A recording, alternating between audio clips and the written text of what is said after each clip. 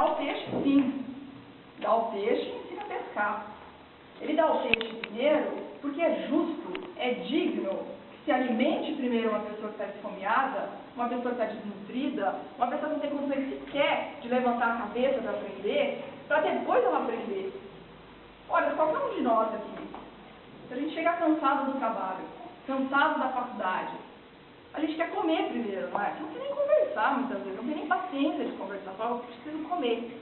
Quem tem fome tem pressa. Quem tem fome tem pressa, exatamente, companheiro. Por que então, dessas pessoas da classe mais baixa da população, da pobreza e da extrema pobreza, essa elite conservadora quer exigir que primeiro eles aprendam a pescar para depois comer? A gente deu o peixe, a gente alimentou, não bastando isso, a gente ensinou. Prova que a gente ensinou a pescar são essas mais de 2 milhões de famílias que estariam no Bolsa Família porque não precisaram mais dele, porque levaram sua renda. Bolsa Família é gasto de dinheiro público, outra crítica recorrente. Eu não sei como o Bolsa Família pode ser chamado de gasto de dinheiro público. Mais uma vez, segundo o IPEA, cada R$1 investido no programa retorna como 1,78 para o PIB brasileiro, mostrando que é com distribuição de renda, que é fazendo socialismo, que a gente evolui, que a gente cresce, repartindo as riquezas, mostrando que a gente cresce junto. Raquel, só um detalhe. O mais bonito do Bolsa Família é a contrapartida que exige das famílias, que é a presença das crianças na escola. É o que enobrece e o que faz a diferença. E é por isso que o Bolsa Família contribuiu para a diminuição da evasão escolar e aumentou o desempenho escolar, porque tem as condicionantes que exigem que seja na escola. E a alfabetização, Lula e Dilma foram os governos que mais investiram em educação na história desse Brasil. Quando que a filha da doméstica, o filho do pintor, o filho do pedreiro, a filha da costureira puderam sonhar em realizar uma universidade pública no Brasil? Quando? Nunca. As pessoas que sonhavam falavam, não, mas é muito difícil, eu não vou nem sonhar. O ProUni, uma das medidas de investimento em educação, que democratizou a acesso à educação superior nesse país, essas pessoas não só puderam sonhar com o ensino superior, mas puderam realizar os sonhos do ensino superior. E hoje nós temos milhões de brasileiros e brasileiras que já completaram o ensino superior através do ProUni. As minhas 2 filhas são formadas por intermédio do ProUni. Está aqui, mais um exemplo do que eu estou falando. As 2 que são profissionais, estão trabalhando. Esse é um dos motivos que eu mais agradeço ao presidente. Cara, quando que um governo teve coragem de fazer esse investimento na educação? Nunca. Quando que a gente assistiu essas pessoas poderem acessar A mentalidade da elite é instruir o povo, é destruir o Estado. Exato. E formação técnica, o Pronatec, desde a criação dele, com 2 anos de existência do Pronatec, foram registradas mais de 6 milhões de matrículas do Pronatec. O que é o Pronatec? É a democratização do acesso das pessoas às classes mais baixas, à qualificação profissional, ao ensino técnico. É fazer com que essas pessoas, na prática, com ensino técnico, com mais formação profissional, possam ter melhores salários. Melhores salários é ter mais acesso a direitos. Mais acesso a direitos é ter mais dignidade, uma vida melhor. A gente cresce junto. E as cotas de universidades foi tão criticada. As cotas de universidades federais, elas vêm para fazer um resgate histórico dos historicamente excluídos nesse país, por todos os governos anteriores pelos quais nós passamos. Ela vem para fazer um resgate histórico do negro e do pobre desse país que não puderam frequentar a universidade e vários outros direitos, moradia, transporte, não puderam acessar, que foram excluídos da vida social. E as cotas vêm fazer o resgate dessas pessoas, para fazer com que essas pessoas possam acessar a universidade, o que não puderam fazer antes. É um resgate, é um resgate de uma dívida. Se nós não fizéssemos, nós estaríamos sendo injustos, estaríamos aumentando a nossa dívida social com essas pessoas. E aumentar a dívida social proveniente de exclusão social é a pior dívida que um país pode ter do seu povo. Dívida social proveniente de exclusão não faz com que a gente progrida, ao contrário, é retrocesso. Se a gente tivesse só cotas também, poderia alimentar um pouco mais esse discurso reacionário de dizer que a cota é um paliativo, a cota não resolve, que ataca o fim da cadeia educacional. Lula e Dilma tiveram a vontade, a coragem de fazer o maior investimento na educação nesse país. Como? Lula e Dilma foram incisivos na defesa de que os royalties do petróleo e do Fundo Especial do Pré-Sal fossem destinados 100% para a educação. A Dilma foi incisiva nisso. E por que isso? Para ter os investimentos que falta, que precisa, para investir no início da cadeia educacional. Sempre havia o discurso dos governantes anteriores também que tem que aumentar a porcentagem do PIB para a educação, que é um pouco mais de 5%. Ótimo, todo mundo defende isso. Como é que você faz isso, governante? Viabiliza isso. Teve vontade de fazer? Teve coragem de buscar recursos? Não teve. Teve atitude? Não teve. A Dilma foi lá e defendeu. Falou, tá aqui, ó, que recurso para a gente viabilizar o aumento da porcentagem do PIB para a educação para dobrar, chegar a 10% pelo menos, tá aqui. Petróleo, royalties de petróleo e Fundo Especial do Pré-Sal. Só não chegou a 100% porque o Congresso não aprovou. É por 75% para a educação, e 25% para a saúde, 50% para o Fundo Especial do Pré-Sal para a educação e para a saúde. Quando se investiu tanto a Presidência da República em creche? Isso é mais competência do município e do Estado. Mas a presidenta Dilma não aceitou, não se acomodou diante disso. A presidenta Dilma é a presidenta que mais investiu em construção de creches no Brasil. Hoje, entre creches entregues, estão sendo construídas e contratadas quase 6 mil novas creches no Brasil. Porque é na creche, e a presidenta Dilma defendeu isso várias vezes, é começando na creche no ensino que a pessoa pode desenvolver melhor seu raciocínio, seu conhecimento, é começando na creche. São pesquisas comprovando isso.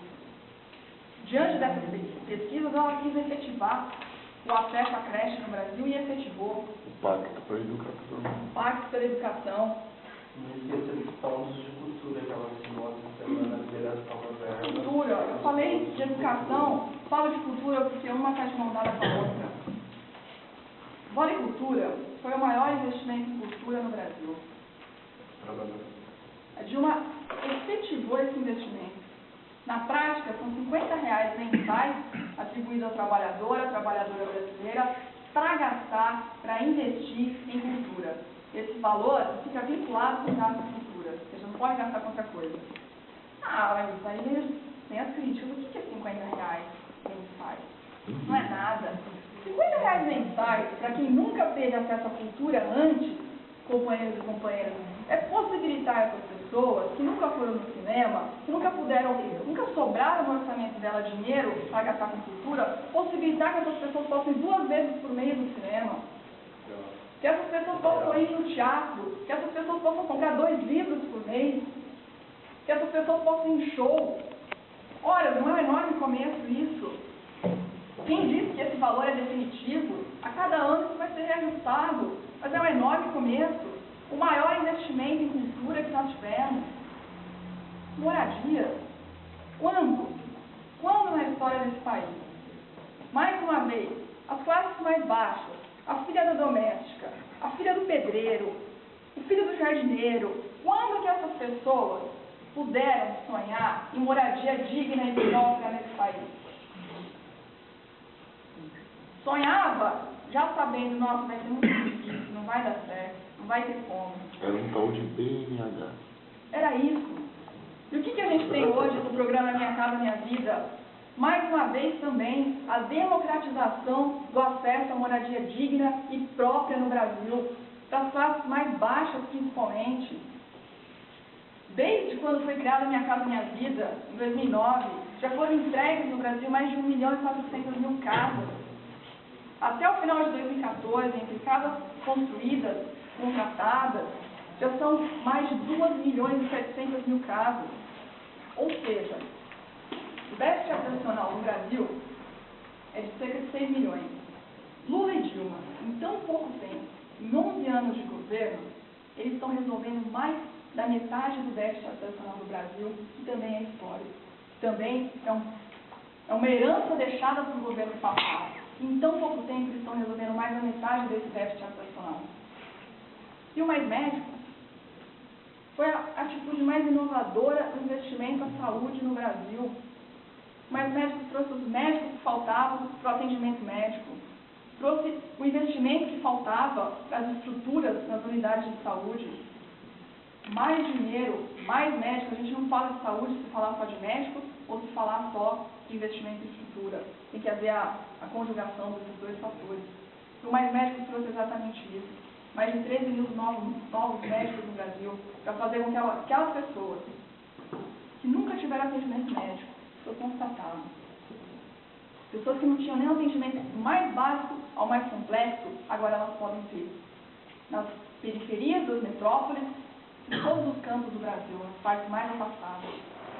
E as conferências, Lula e Dilma foram os governos que mais investiram em dialogar com o povo, criando conferências temáticas da educação, da cultura, do meio ambiente, da saúde, conferência na cidade, então a gente fez um processo muito bonito aqui também, conferências que fazem com que a sociedade, os seus diferentes segmentos, entidades de classe, sindicatos, movimentos sociais, enfim, possam dialogar diretamente com o poder público municipal, estadual e federal. Aí, quando a gente traz a discussão especificamente do Estado de São Paulo e analisa o governo estadual que está aí no governo há 20 anos, PSDB há 20 anos no governo do Estado de São Paulo, e a gente faz essa análise, a gente não tem a mesma situação, ao contrário. Se a presidente da República, se Lula e Dilma puderam fazer tanto pelo Brasil em tão pouco tempo, ter tantas transformações, o governo do Estado de São Paulo, que tinha que cuidar de um único Estado, não fez nada do que foi feito. Em 20 anos, poupa tempo e bom prato, mais nada. Pedágio. E pedágio. Pedágio taxa. A gente pode falar no Estado de São Paulo ao contrário? Olha o que eles fizeram em 20 anos. A gente pode falar no Estado de São Paulo ao contrário, é crise. Crise em todos os setores. Eu vou citar os mais prioritários, os que mais afetam a realidade da população.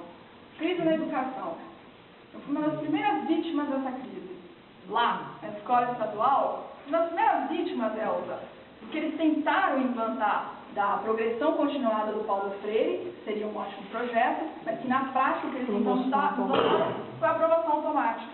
O que é isso? É o aluno, a aluna, passar de ano automaticamente, sem saber ler muitas vezes, sem saber interpretar um texto, sem saber escrever. É isso. Essa é a gestão do governo do Estado na educação. Mas, deputada, eu coloco como uma missão, então, com relação à educação do Estado de São Paulo. O programa chama-se Categoria O. Categoria O, categoria outra letra, um monte de categorias. Um monte de letras. Um monte de letras. A posição do governo é a de Maquiavel, dividir para dominar. Mas é isso. A classe é totalmente dividida e fácil de controle. E o que a gente tem na segurança pública? É crise também. Os nossos policiais militares, os nossos policiais civis, os nossos bombeiros têm os piores salários do Estado de São Paulo. Está em terceiro lugar no ranking. Como isso, se nós somos o Estado mais rico da Federação? Como isso, se o nosso orçamento destinado para a segurança pública é o maior do Brasil? E a gente tem estados com orçamentos menores que pagam melhor os seus agentes da segurança pública? Crise no meio ambiente. E aí, a mais divulgada no fornecimento de água agora é crise. Além das denúncias de fraude na licitação, como está ocorrendo agora, do metrô, entre outras denúncias de corrupção. Essa é a mais divulgada que a mídia deixou de divulgar.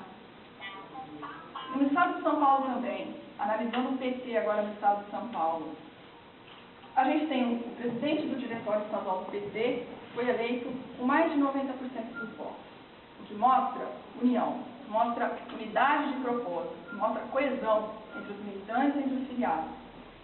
A gente tem o PT fazendo a gestão, dando na prefeitura, 70 prefeituras do estado de São Paulo, incluindo a da capital. Ou seja, o PT administra cerca de metade da população paulista. E o PSDB? O PSDB mostra, inclusive, crise interna. O seu próprio partido, pela primeira vez na história do PSDB, não consegue emplacar um candidato nem à presidência da República, nem ao governo do estado de São Paulo. E lógico, se ele está fraco internamente, ele não vai conseguir mostrar força externamente. É por isso que faz tanta besteira, tantos erros, tantos equívocos. E aqui, o que a gente tem, pelo contrário, o que a gente mostra, como eu disse, é a união, é a organização. O Brasil mudou muito. Sim, o Brasil mudou muito e para muito melhor. O Brasil elegeu a primeira presidência da sua história. Lula e Dilma conciliaram o desenvolvimento econômico com justiça social como nenhum outro governo na história desse país conseguiu fazer, mostrando, ao contrário do que muitos diziam, que não existe contradição entre desenvolvimento econômico e justiça social. Lula e Dilma mostraram que é absolutamente possível governar com competência e, sobretudo, com o coração.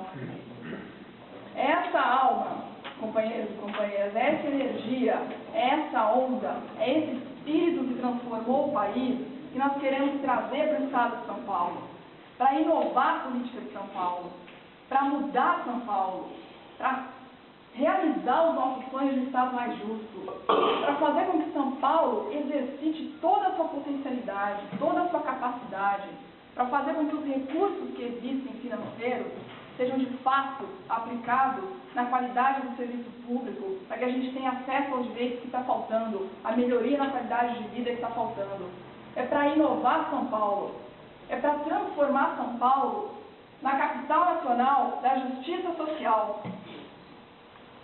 Eu lembro aqui para vocês, minha mensagem final, que as mudanças que eu citei aqui foram algumas delas, tem várias outras, eu dei os exemplos mais contundentes dos projetos, dos programas realizados por Lula e Dilma.